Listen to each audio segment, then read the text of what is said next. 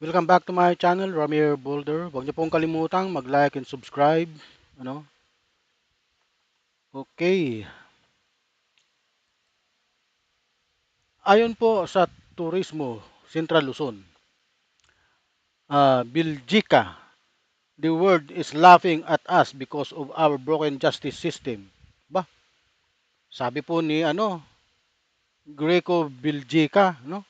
Na sira daw po ang ating justice system.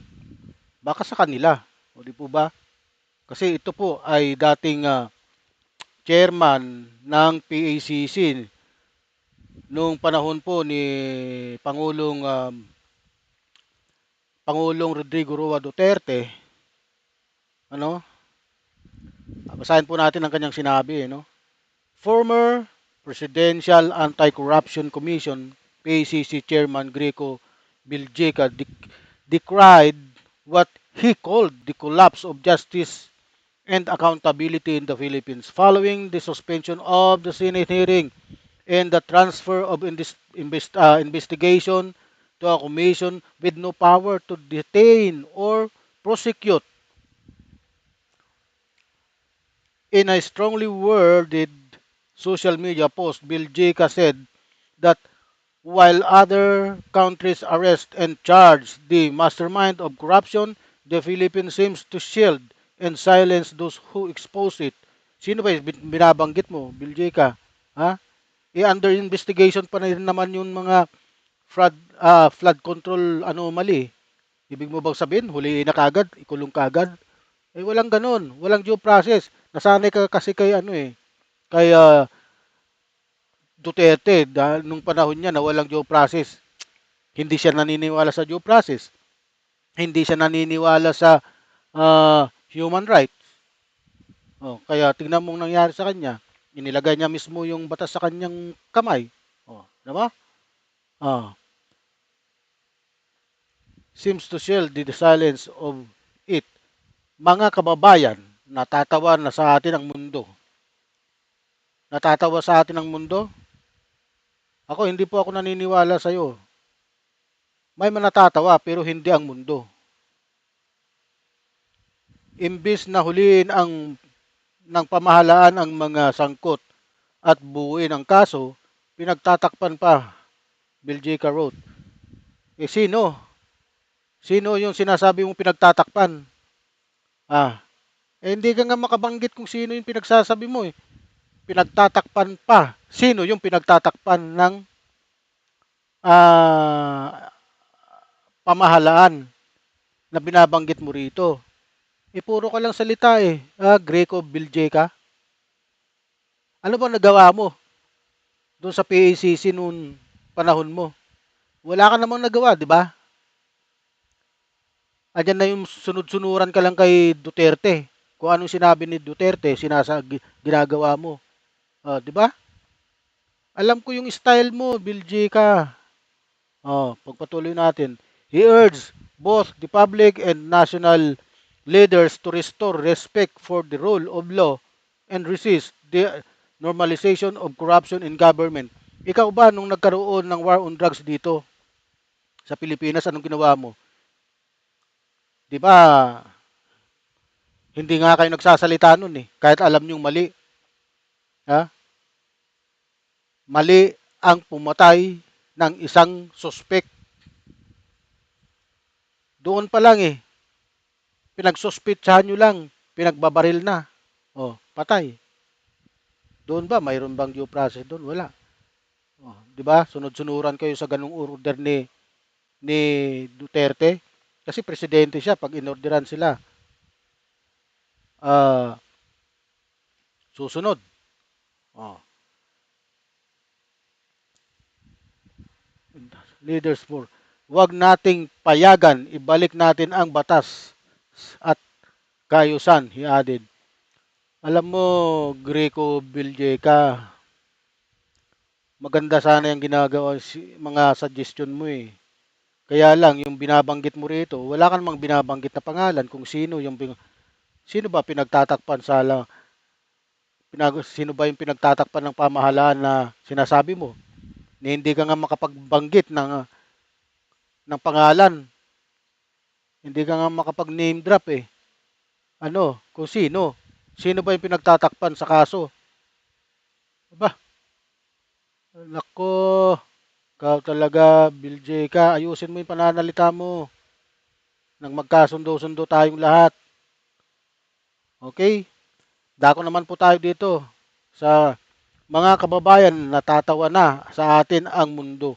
Imbes na huliin ang pamahalaan, huli ng pamahalaan ang mga sangkot sa at buuin ang kaso, pinagtatakpan pa. Huwag nating payagan, balik natin ang batas at kayusan. Sino yung wala ka namang binabanggit kung sino yung pinagtatakban dito eh. Baliw pa yata itong taon to eh. O, dako po tayo dito sa isang kay AFP Chief Broner. Ano po? Keep the military out of politics. Ito po yung mainit ngayon eh, na may umuugong na kudita na kinakasangkutan po nito yung mga retired general. Sa mga una pong panayam kay Broner, na banggit niya na mayroon nga pong ah, kumausap sa kanyang mga retired general na i-withdraw daw po ang support ng AFP sa Pangulo, sa Pangulong BBM. Ito ang matagal nang sinasabi ni Francel Margaret Padilla na hindi po nila pinapayagan ang mga ganitong ah, paghihikayat ng mga retired general. Ngayon, ito na naman,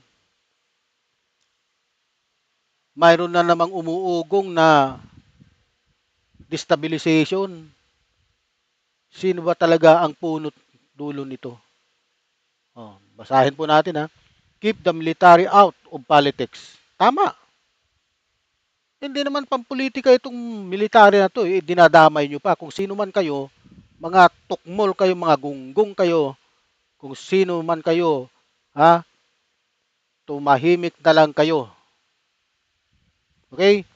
AFP Chief Broner, Armed Forces of the Philippines AFP Chief of Staff General Romeo Broner Jr. appealed to the public to keep the family out, to keep the military out of the political issue amid rising tension among some government officials. I'm calling on everyone, please don't involve the armed forces shield the AFP from the political environment, Bonner said during a press briefing. He stressed that AFP remains nonpartisan and loyal to the Constitution, with the primary duty being the protection of of the people and the nation sovereignty, not participation in political disputes. Yan po ang dapat naging maging non-partisan kayo. Sundin nyo, kayo mga sundalo, sundin nyo yung inyong chief of staff. Ano po? Kasi wala pong mangyayari kapag pati kayo sumama sa politics. Kasi po kayo ay naglilingkod sa tao, sa sangkatauhan, sa lahat ng Pilipino. Ano po? Kailangan yung paglingkuran ang konstitusyon at ang mga tao. Hindi kayo dapat nakikisawsaw sa politics, ano? Pag niyaya kayo nitong mga to, tanggihan nyo. Tama po yung ginagawa nyo. Sapagkat hindi tama yung ginagawa nila. Kayo ang nasa tama. Maging professional po kayo. Ano? At ito namang mga nagyayaya, ito ay dapat itong mga to, magsilayas na kayo sa Pilipinas. Pumunta kayo sa China kung gusto nyo. Okay. Broner added, uh, Broner added the military remains disciplined and stable, dismission rumors that is being used for political agendas. Yan po ang mariing uh, Maring sinabi ni Chief General Romeo Bronner Jr. Okay? Oh, nananawagan ako sa ating mga kababayan na huwag pong idamay ang armed forces. Please shield the armed forces from the political environment. Oh, ayan po. Oh, ayan po ha. Magbasa po tayo ng mga ano, sabi ni BBM.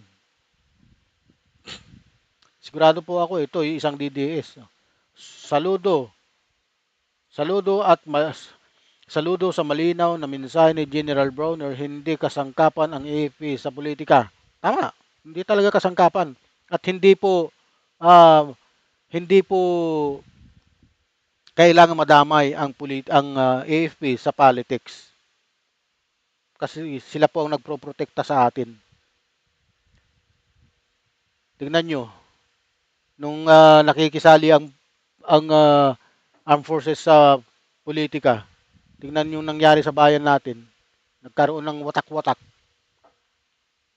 Oh, nakita niyo po ba? Hanggang sa itong si General Angelo Reyes, ginamit po sila. Tingnan mo. Saan ngayon si Angelo Reyes? Wala na, patay na. Kasi nagpakamatay siya. Nagpakamatay siya. Dahil sa, di ko alam, mahirap nang magsalita. Dahil nga, siguro, naramdaman niya na sumunod siya lahat sa mga ipinag-utos ng mga nauna pang presidente. Sinunod niya lahat yun, pero ang ibinalik sa kanya, ganun, masakit. Kaya tingnan nyo. Yan ang leader na may paninindigan. Alam niya kung saan lulugar. Tama. Nakakagaan ng loob na may leader pa ring inuuna ang bansa bago sarili. Mabuhay ka. Tama pa rin. Kasi ako, sinusuportahan ko dito si Romeo Browner. Si General Romeo Browner. Saludo po ako sa inyo, sir. Dahil sa adhikain mo. Dahil sa mga pananaw mo tungkol sa politika na hindi kayo dapat nakikisama. Tama po yun. Who will protect us with the poor one? Di rin pwedeng puro na lang dasal kami sa Panginoon. Well, isa pa, ito si Commodore Tariela. Commodore Tariela, saludo. Saludo po ako sa inyo. Respeto kay General Browner. Malinaw ang prinsipyo, tapat sa bayan, hindi politika. Tama na naman. To protect and serve politician. DDS to. Tama lang na ipagtanggol ni General Browner ang dangal ng uniforme. Hindi ito laruan ng mga politiko. Okay? Kung saan nyo, kung napanood nyo yung pag-leak ng video ng usapan nila Martin Romualdez, naunawaan nyo kung bakit bulag, pipi at bingi sila sa tunay na katotohanan. Kalukuhan to.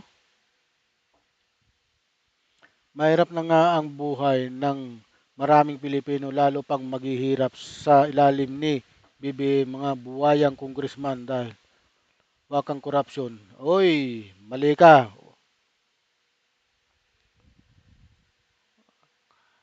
Roberto. Roberto Cala Calara.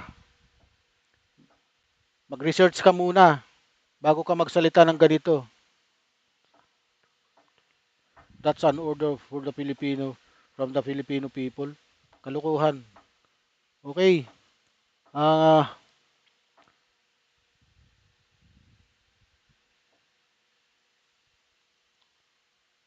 tama po ang inyong pananaw, General Romeo Browner. Ako po'y saludo sa inyo. Okay, mga kababayan, hanggang dito na lang po ang aking vlog, ano. Huwag niyo pong kalimutan, don't forget to like and subscribe to my YouTube channel for the latest update and exciting content. Mabuhay po kayong lahat. Marami pong salamat.